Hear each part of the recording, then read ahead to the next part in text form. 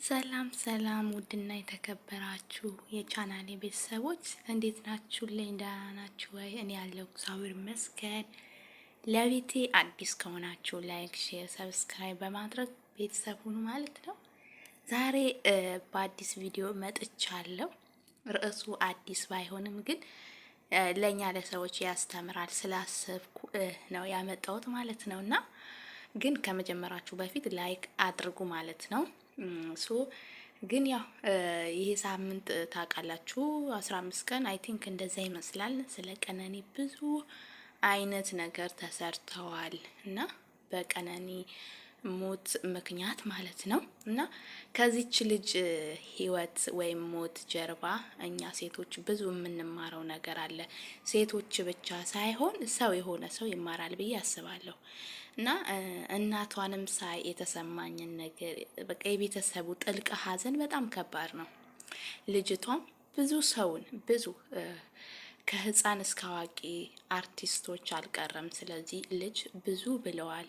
በግጥም መልኩ ስሜታቸውን ገልጸዋል ማለት ነው እና ግን አሁን ከውል የቀዘቀዘ ይመስለኛል ነገሩ። ፖሊስም እስካሁን ምንም የሰጠው መረጃ የለም ማለት ነው።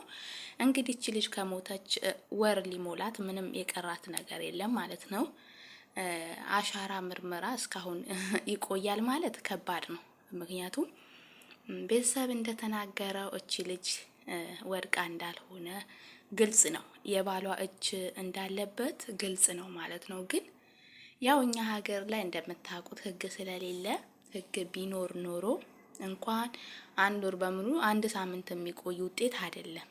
ግን እጅ ስላለበት ነው ይሄ ነገር እሱ አደረገ ለማለት ስላልፈለጉ ነውና ግን እኔ በጣም የገረመኝ ከሷ ማለት በሷ ህይወት ውስጥ ከሷ ማለት ጀርባ ያሉ ሰዎች ከዚህ በፊት እሷ በህይወት እያለች ከሷ ጋር ይሰሩ የነበሩ ከሷ ጋር ይጫወቱ የነበሩ በቃ ከሷ ጋር ብዙ ላይፍ ያላቸው ሰዎች ጓደኛ የምትሏቸው ሰዎች እናንተ ስትሞቱ ግን ምንም አይነት ማለት እኔ እንትን የሚላቸው ራሱ አይመስለኝም። እኔ በጣም የገረመኝ በዚች ልጅ ህይወት ምክንያት ማለፍ ምክንያት ብዙ ሰው ማለት ትዝዝብ ውስጥ ያስገባል። ምክንያቱም እቺ ልጅ ታዋቂ ነች፣ ስራዋ ሁሉ ነገሯ ማለት ነው የሚታወቅ ነገር ነው፣ የሚዲያ ሰው ናት። ከሷ ጋር ደግሞ የሚሰሩ በጣም የእንትን ፌመስ ቲክቶከሮች አሉ እና ግን እሷ ስትሞት ለምንድን ነው ዝም ያሉት? ለምንድን ነው ለሷ ድምጽ ያልሆኑት? ማለትም በጣም ጥቂት የሚባሉ ናቸው ለሷ ድምጽ እየሆኑ ያሉት ማለትም ፌመስ ያልሆኑ ግን ስለሷ የሚያውቁ ስለሷ በደል ችግር የሚያውቁ ብዙ የተወሰኑ ልጆች ናቸው ድምጽ እየሆኑ መረጃው አሁን እያወጡት ያሉት ማለት ነው እንጂ እቺ ልጅ ከሞተች መጀመሪያ ሳምንት ምንም የወጣ ነገር አልነበረም። እና እኔ በጣም የገረመኝ ሰው ይቅር እቺ ልጅ ኦሬዲ ሞታለች፣ ከሷ ጋር የሚሞት ሰው የለም። ግን ቢያንስ እንኳን ማለት ከሷ ጋር በልታችሁ ከሷ ጋር ጠጥታችሁ ብዙ ነገር አሳልፋችሁ ዛሬ እሷ ስትሞት ለምንድን ነው ዝም ያላችሁት? ለምንድን ነው ድምጽ ማትሆኗት? ቢያንስ እንኳን ሌላው ይቅር ፍትህ መጠየቅ ትልቅ ነገር ነው ደማ እንዲወጣ። ግን የሷ ህይወት ያጠፋው ታዋቂ ስለሆነ ወይም ደግሞ እናንተ ስለምትወዱት ለሱ ከቨር እያደረጋችሁ መሆኑ ያኔ ግልጽ ነው። ግን ደግሞ እዚህ ምድር ላይ ስትኖሩ ማንም ሰው ይሁን ሞት ማንም ቤት ይገባል። እውነት ለመናገር ማናችንም ቢሆን እንሞታለን። ግን ከዚህ መማር አለብን። ይሄ ጓደኛ አለኝ ጓደኛዬ ነው ብዙ ነገሬ ነው የምትተማመኑበት ሰው አለ አይደል? እንደዛ ሰው ላይ መተማመን በጣም በአሁን ሰዓት ምንም ነገር አያስፈልግም ብዬ ነው ማስበው። ምክንያቱም በዚህች ልጅ እኔ አየው በጣም እኔ ከዚህ በፊት እውነት ለመናገር አላቃትም ነበር። ግን የምትሰራቸው ቪዲዮ ምናምን ከሰው ጋር ምናምን አሁን እየመጡ ነውና ግን ለምንድን ነው እነዚህ ሰዎች ፍትህ የማይጠይቁላት ብዬ ራሴን ጠየቅኩ። ብዙዎች ደግሞ እየተናገሩ ነው ከሷ ጋር እንዴት እንደዚህ አይነት ላይፍ እያላቸው እንዴት ሰው ለዚህች ልጅ ድምጽ አይሆንም? የሚገርመው ነገር እነሱ በቃ ጌማቸው ነው የሚቀጣቀጡት ወይ ደግሞ በቃ የራሳቸው ነገር ነው። እንዴት ሰው በቃ ከሞተ በኋላ እንደዚህ ይረሳል ማለት ነው? እውነት እኔ በጣም ገረመኝ እናቴን በቃ ከምላችሁ በላይ። ግን ማለት ለኛ መማሪያ ይሆናል ብዬ ስላሰብኩ ነው። ሰውን አትደገፉ። ይሄ ሰውን ይሄ ማለትም ጓደኛ ይሄ ነው ምናምን ምናምን የምትሉት ሰው እናንተ ስትሞቱ ህይወታችሁ ሲጠፋ እንኳን ሞታችሁ ማለት ነው በህይወት ኖራችሁ ከነበራችሁበት ላይፍ እንኳን ለምሳሌ የሰው ልጅ አንዴ ማለት ሁሌም አንድ አይነት ህይወት አይኖርም። በሆነ አጋጣሚ ቀን ቢጥላችሁ እነዚህ ሰዎች እንዲዞር ብለው እናንተን አያዩም ማለት ነውና በጣም ገረመኝ። እቺ ልጅ ይሁን ማለት ኦኬ፣ ግን ምን አለ ፍትህ እንኳን ቢጠይቁላት ደሟ እንኳን እንደዚህ ቤተሰብ በቃ ተሰምቶት። እኔ በጣም የገረመኝ ነገር ቤተሰብ ምን እንደሆነ ልንገራችሁ። ልጁን አግዘው ቢገላት እንኳን እኛ ከሱ ጎን ነው የምንቆመው ምናምን የሚሉ ሰዎች አሉና ፈጣሪ ብቻ ልቦና ይስጣቸው ማለት ነው እኔ የምፈልገው። ምክንያቱም ሀዘን ቤታቸው ስላልገባ አያውቁትም።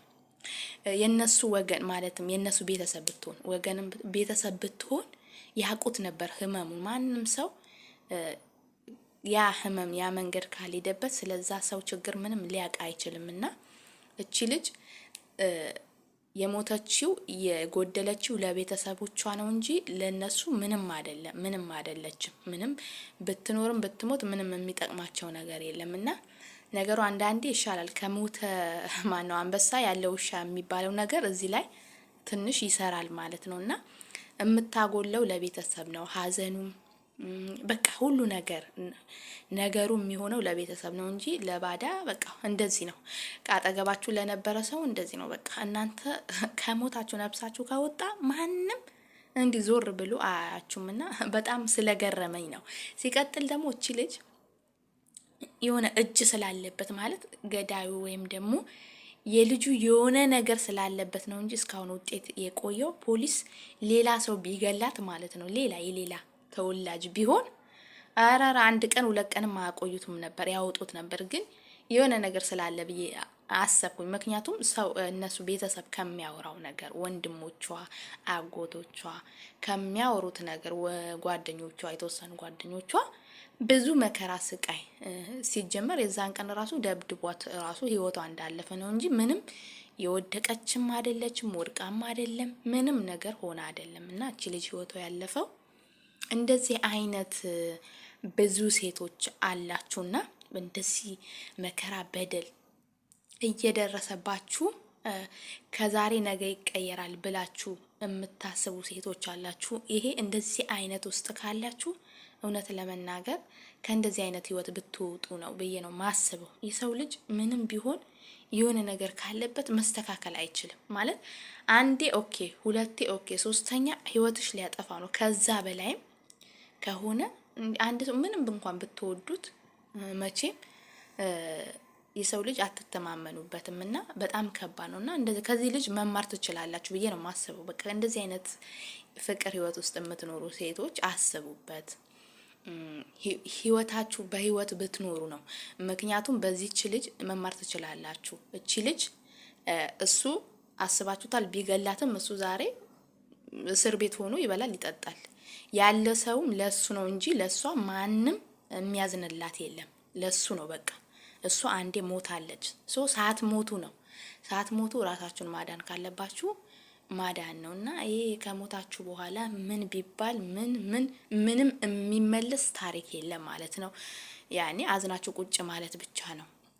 እና እንደዚህ አይነት ህይወት ስላላችሁ ሰዎች ከሷ ከቀነኔ ብዙ መማር ትችላላችሁ።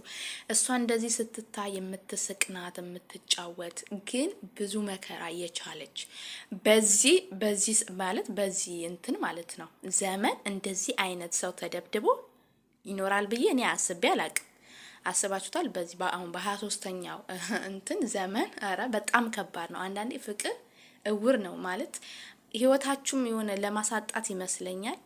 አንዳንዴ በቃ ሁሉ ነገር እያወቃችሁ የምትኖሩት አይነት ነገር ነው። በቃ አላ በትዕግስት ብላችሁ ትዕግስት ደግሞ ሲበዛ እውነት በጣም ከባድ ነው በጣም እና በጣም ነው ያሳዘነችኝ ልጅቷ። የሚታየው ነገር ፎቶዋ፣ ቪዲዮዋ በጣም ተሳዘናለች። ፈጣሪ ነፍሷን በሰላም ያሳርፋት፣ ለቤተሰቦቿ መጽናናትን ይስጣቸው። ግን ደግሞ ፖሊስ መረጃው እስኪያወጣው ሁላችንም ዝም ባንል ድምጽ ብንሆናት። ለምን አሁን 15 ቀን ምናምን ሰው ሆይ ሆይ ብሎ አሁን የሁለት ቀን አንዳንድ ልጆች አሉ በጣም ጎበዝ ልጆች እነሱ ናቸው ፎከስ አድርገው እየሰሩ ያሉትና በቃ መንግስት ማን ነው ይሄ ፖሊስ ያለው መረጃ ማን ነው ገዳይ የገደላት የሚለው እስከሚያወጣ ሀቋን እስኪወጣ ዝም አንልም ብዬ ነው ማስበው። እና በጣም ከባድ ነው። ቤተሰብ የዛሬ ቪዲዮ ይሄንን ይመስላል። ከተመቻችሁ ላይክ፣ ሼር፣ ሰብስክራይብ አድርጉ ማለት ነው። ሰላማችሁ ብዝት ይበልልኝ።